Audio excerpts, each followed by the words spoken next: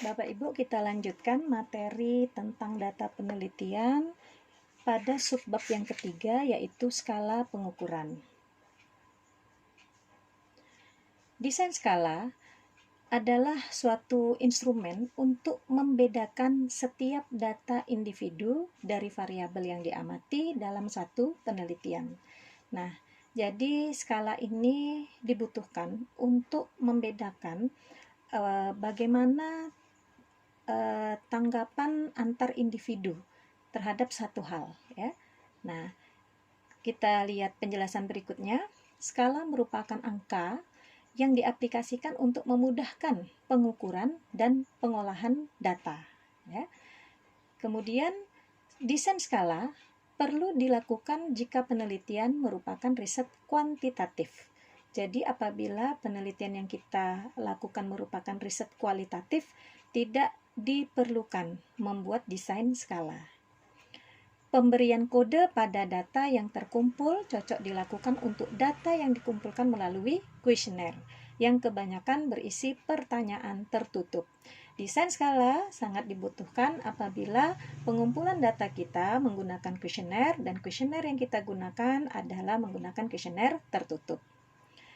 Pemilihan skala sangat berpengaruh terhadap metode analisis yang digunakan. Jadi, apakah kita akan menggunakan uji pengaruh atau uji beda? Nah, ini akan sangat mempengaruhi desain skala yang kita susun.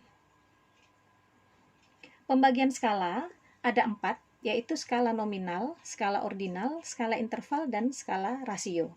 Untuk mudah mengingat, ya, ini saya pribadi mengingatnya dengan menyingkat.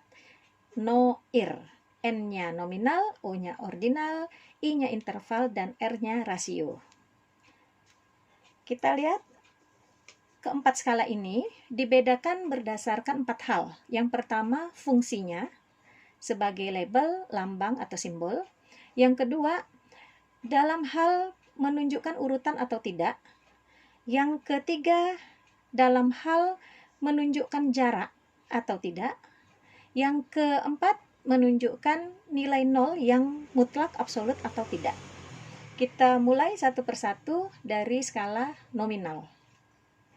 Skala nominal adalah skala yang menunjukkan atau berfungsi sebagai label atau lambang atau simbol, ya. Tidak menunjukkan urutan, tidak menunjukkan jarak yang sama, tidak juga angka nolnya menunjukkan angka nol mutlak. Kita langsung pada contoh kuesioner, ya, bagaimana skala nominal ini, ya.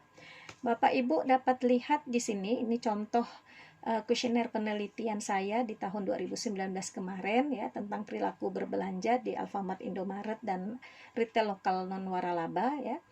Nah, pertanyaan karakteristik responden.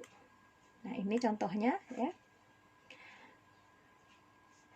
Jenis kelamin. Iya. Nah, ini jenis kelamin ini laki-laki dan perempuan sudah kita langsung buat dalam pilihan jawaban, ya, yang tertutup. Kuesionernya tertutup. Jadi responden tinggal menceklis. Laki-laki kita simbolkan dengan angka 1, perempuan kita simbolkan dengan angka 2. 1 dan 2 ini hanya sekedar lambang. 1 melambangkan laki-laki, 2 melambangkan perempuan. Bukan berarti 1 lebih tinggi dari 2 atau 2 lebih tinggi dari 1, bukan berarti demikian, ya. Nah, ini nantinya akan bermanfaat ketika kita melakukan rekapitulasi data kuesioner ke dalam tabel Excel, ya. Nah, ini diambil contoh misalnya jenis kelamin, ya, ini. Tadi 1 artinya laki-laki, 2 melambangkan wanita. Jadi kita punya ini nomor responden, ya. Ada 173 responden di sini, ya. 173 responden. Nah, kemudian responden nomor 1 ini lambangnya 2, berarti dia adalah wanita, perempuan. Responden nomor 2 di sini tertulis angka 1, berarti dia adalah laki-laki. Nah, ini jadi memudahkan kita untuk menginput. Akan lebih simpel dengan menggunakan angka 1212 dibandingkan kita tulis laki-laki atau perempuan. itu akan memakan waktu ya. Nah, contoh berikutnya yang menggunakan nominal, skala nominal adalah pekerjaan Bapak Ibu. Nah, ini pekerjaan ya. Kita lihat di kuesioner pekerjaan, ini pilihannya. 1 itu melambangkan pelajar. 2 melambangkan PNS. 3 melambangkan wirausaha. 4 melambangkan karyawan swasta. Demikian seterusnya ya, mahasiswa 5 dan seterusnya. Nah, pada saat kita merekap data kuesioner ini akan menjadi seperti ini Bapak Ibu. Nah, ini ya. Nah, 2 ya. Responden nomor 1 itu adalah 2. Berarti apa tadi ya? Mahasiswa ya. Nah, kemudian kita cek sini. Lupa saya, 2 itu apa? PNS ya. 2 itu PNS. Nah, jadi kita langsung bisa lihat di sini. Nah, ini PNS responden 2 juga PNS, responden 3 juga PNS, responden 4 ini pelajar atau mahasiswa, responden 3 ini adalah pegawai swasta ya, dan seterusnya. Nah, dibandingkan kita harus menginput dari awal 2 pegawai negeri sipil, 2 PNS, pelajar, kan itu tentu akan memakan waktu. Jadi kita simbolkan saja ya. Nah, jadi itu maksudnya skala nominal. Dia hanya menunjukkan lambang angka 1, 2, 3, bukan berarti lebih tinggi, lebih rendah, tapi hanya sekedar lambang. Kita lanjutkan pada skala berikutnya. Skala ordinal ya. Skala ordinal berfungsi sebagai lambang atau simbol atau label dan juga berfungsi sebagai urutan, menunjukkan urutan ya.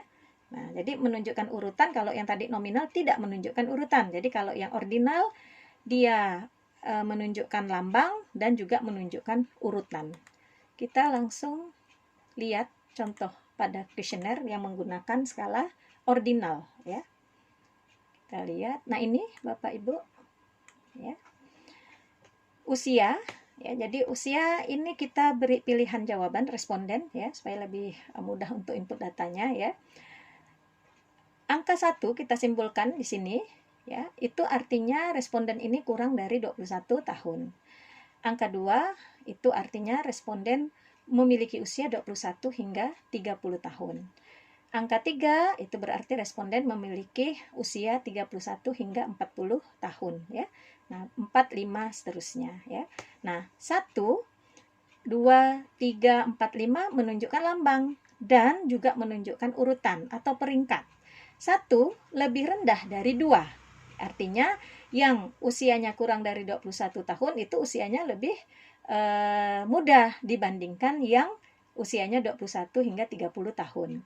Nah, demikian juga simbol 5 di sini artinya 50 tahun ke atas. Berarti menunjukkan urutan 5 itu usianya lebih tua daripada angka 4. Nah, jadi itu contoh ordinal. Contoh berikutnya di pendidikan.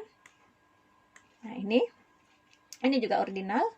Kita melambangkan 1 untuk pilihan jawaban SD, 2 SMP, 3 SMA, 4 diploma, 5 sarjana, 6 pasca sarjana ya. Nah, menunjukkan lambang. Kemudian 1, 2, 3, 4, 5, 6 itu juga menunjukkan peringkat. Artinya 6 itu tingkat pendidikannya lebih tinggi dibandingkan 5. 5 yang sarjana tingkat pendidikannya lebih tinggi dibandingkan diploma yang kita beri simbol angka 4. Nah, demikian untuk skala ordinal ya. Jadi skala ordinal menunjukkan lambang dan menunjukkan peringkat. Nah, nanti angka-angka tersebut ya kita seperti yang tadi Bapak Ibu, nah kita juga tampilkan di sini ya. 3, 5, 4-nya itu kita langsung tampilkan angkanya yang menyimbolkan. Kita lanjutkan. Skala berikutnya adalah skala interval. Nah, skala interval ini menunjukkan lambang atau simbol atau label, juga menunjukkan urutan ya, atau peringkat, juga menunjukkan jarak ya, jarak antar titik terdekat yang diketahui sama ya. Nah, sekarang kita lihat untuk interval ya. Jadi ada 3 hal ya.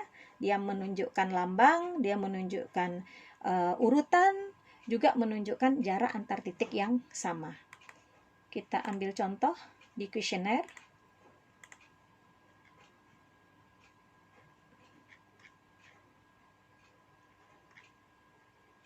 Nah, ini ya. Di kuesioner ini kita ingin mengetahui tanggapan responden tentang suasana di dalam ruangan Alfamart Indomaret ya. Nah, kita beri pilihan jawaban sangat tidak setuju, tidak setuju, kurang setuju, netral, agak setuju, setuju, sangat setuju. Nah, sangat tidak setuju kita beri lambang 1, tidak setuju 2, kurang setuju 3, netral 4, agak setuju 5, setuju 6, dan sangat setuju 7 ya. Nah, itu menunjukkan lambang. Kemudian menunjukkan urutan atau peringkat. Jawaban 1 itu artinya lebih rendah dari jawaban 2. Jawaban 2 lebih rendah dari jawaban 3. Nah, begitu juga jawaban 7, sangat setuju, ini lebih tinggi daripada jawaban setuju, yaitu nomor angka 6 ya. Nah, jadi selain menunjukkan lambang juga menunjukkan urutan atau peringkat ya. Nah, kemudian menunjukkan jarak antar titik terdekat yang sama. Di sini kita sangat tidak setuju, kita simbolkan 1. Tidak setuju kita simbolkan 2. Kurang setuju kita simbolkan 3. Jarak antara 1 ke 2 sama dengan 2 ke 3. Jarak antara 2 ke 3 sama dengan 3 ke 4 dan seterusnya. Nah, itu maksudnya, jarak antar titik yang sama ya. Nah, untuk pengisian di rekapitulasi Excel-nya ya sama seperti yang tadi ya Bapak Ibu. Nah, kita langsung tuliskan seperti ini. Ini nomor responden, ini item nomor 1, item nomor 2, item nomor 3. Ini nomor 1 berarti dia menjawab ini setuju, setuju, setuju. Responden nomor 2 berarti dia menjawab agak setuju ya, 6 setuju, agak setuju ya, agak setuju, agak setuju, agak setuju ya. Nah, responden nomor 3 menjawab item pertama agak setuju, item kedua setuju ya, item ketiga agak setuju ya. Nah, demikian kita lanjutkan. Berikutnya adalah skala rasio. Nah, skala rasio ini menunjukkan lambang, simbol atau label, juga menunjukkan urutan, juga menunjukkan jarak antar titik yang sama, dan juga menunjukkan nilai 0 adalah nilai absolut ya. Nah, contoh dari skala rasio misalnya tadi tingkat pendapatan ya. Tingkat pendapatan kita berikan kita buat dalam bentuk pertanyaan terbuka. Jadi responden bebas mengisi ya. Jadi silakan saudara kemukakan pendapatan, rata-rata pendapatan per bulan Anda. Ada yang menjawab 5 juta, 8 juta, 10 juta. Nah, itu semuanya angka-angka 5 juta, 8 juta, 10 juta itu merupakan angka rasio ya. Oke.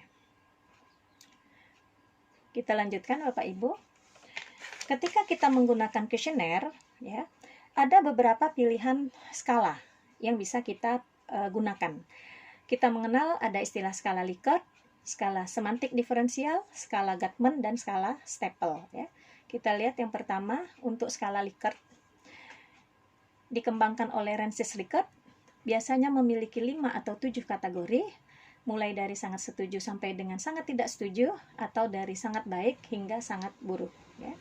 Skala ini banyak digunakan dalam riset SDM dan pemasaran menggunakan metode survei. Metode survei berarti penelitian ini menggunakan kuesioner ya, sebagai alat utama pengumpulan datanya.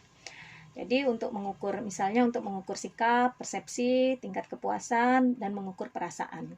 Nah, ini dikategorikan sebagai skala interval ya. Jadi skala Likert dikategorikan sebagai skala interval. Kita lihat di kuesioner yang tadi skala mana? Skala Likertnya yang seperti apa? Kita lihat kuesioner. Nah, ini contoh skala Likert ya. Nah, di kuesioner ini saya menggunakan 7 pilihan jawaban ya. Jadi skala Likert sebanyak 7. Mulai dari sangat tidak setuju, kemudian dan sangat setuju.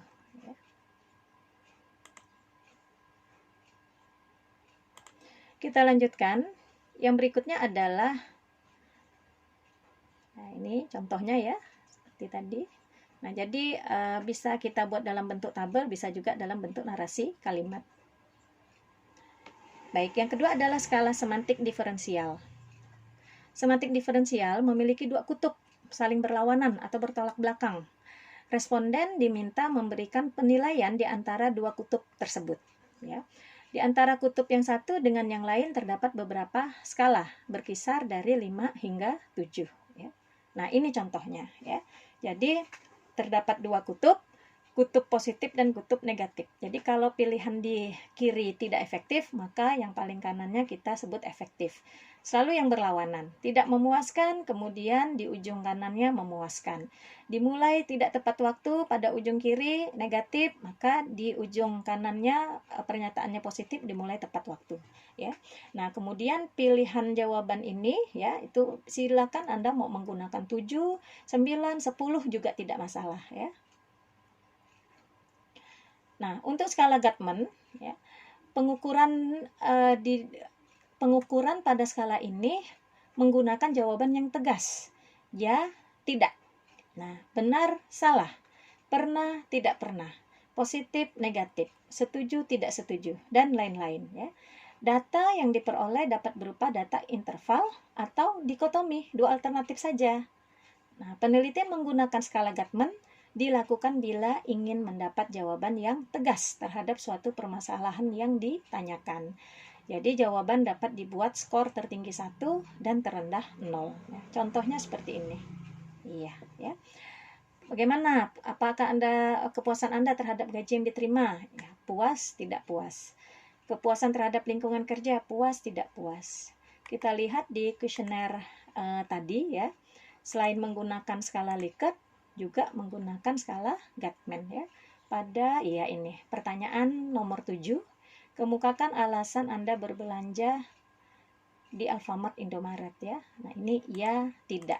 Ya, tidak. Seperti itu. Kita lanjutkan. Skala yang ketiga adalah skala Staple.